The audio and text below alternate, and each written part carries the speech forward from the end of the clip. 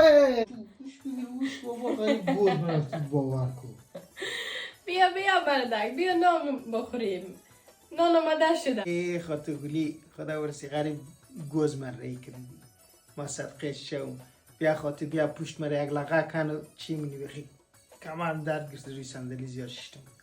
بیا خاطر یک پشت مرا لقه کن و خو بیا اینجی پالوش دیوار خو. خاطر یک لقه کنم پشت مرا. آمده ای؟ اره. خب تو گوز از ما کشتی خب تو کس نبود اگه نبود میرفتم.